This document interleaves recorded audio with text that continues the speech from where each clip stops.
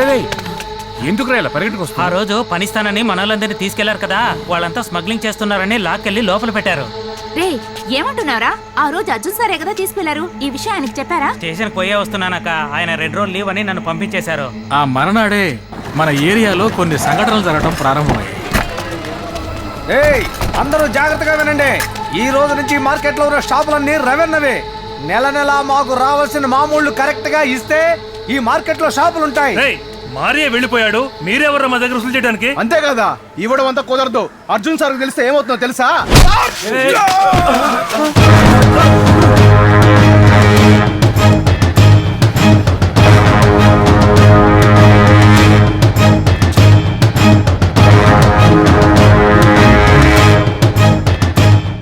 Correct గానే చెప్పారా? Arjun sir వస్తే ఏం జరుగుతుందో చూసావు కదా. రేయ్, ఇంకెవరికైనా సందేహాలు ఉంటే అడుగుతారా? రేయ్, మారి అనే పేరే ఇక నుంచి నా చెవులో పడకూడదు. ఇక మీద నేను చెప్పిందే ఇక్కడ వేదం. ఆ తర్వాత అసలు విషయం తెలిసింది. ఆ పోలీసుడు బ్యాడ్ రవి ఇద్దరు కలిసే చేశారు. మరి సార్ మీరు చెప్పారని మా వాళ్ళందరినీ పనికి పంపించాం. ఇప్పుడేదో కొత్తగా స్మగ్లింగ్ అంటున్నారు. అవును, నేను స్మగ్లింగ్ కోసమే తీసుకెళ్ళాను. నేను రవి కలిసే ఇదంతా చేస్తూ ఉన్నాం. స్మగ్లింగ్ అని పిలిస్తే మీరు వచ్చుండే వాళ్ళు కాదు కదా. కొత్తగా మొదలు పెట్టాం, కొంచెం సమస్య అయింది. అదిగాక రైడ్కి వచ్చారు. సార్ వాళ్ళు తెలియక ఈ పని చేశారని చెప్పి అందరినీ రిలీజ్ చేయించండి సార్. ఓయ్, బుద్ధుందా? అలా అయితే నేను ఎరుకుంటాను కదా. వెళ్ళండి వెళ్ళండి. సార్ మీరు మంచివారనే కదా మీకు నేను హెల్ప్ చేశాను. మీరు కూడా వీళ్ళ మాట విని ఎందుకు సార్ తప్పు చేస్తున్నారు? వీళ్ళ మాట వినా?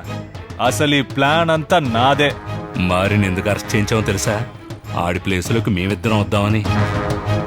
మారి పాత కేసుని మళ్ళీ తిరగదోడింది కూడా ఇందుకే. నీ సీన్ మారిని అరెస్ట్ చేసినప్పుడే అయిపోయింది. అనవసరంగా ప్రశ్నలు వేక బయలుదేరు. నో, ఇది నేను ఊరికే వదలను. ఏం చేస్తావే? ఏం చేస్తావు?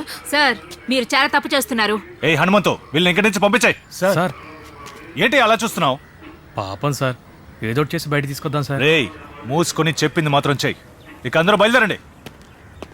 నిన్ను వేలనని అరెస్ట్ చేయించి ఎర్రచందనాన్ని ఏరియాని సొంతం చేసుకోవాలన్నదే వాళ్ళ ప్లాన్.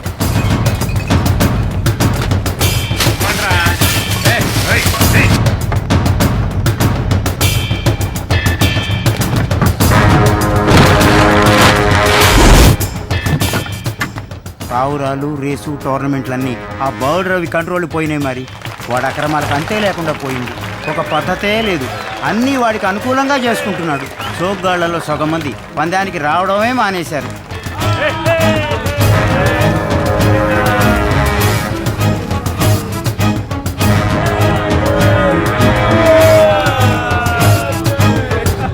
నువ్వు రిలీజ్ అవుతున్న విషయం తెలిసిన వెంటనే వేలన దగ్గర నుంచి కబురు వచ్చింది. మరి ఈ ఏరియాలో ఉండొద్దు, వెళ్ళిపోమ్మని చెప్పు, అదే మంచిదని చెప్పాడు.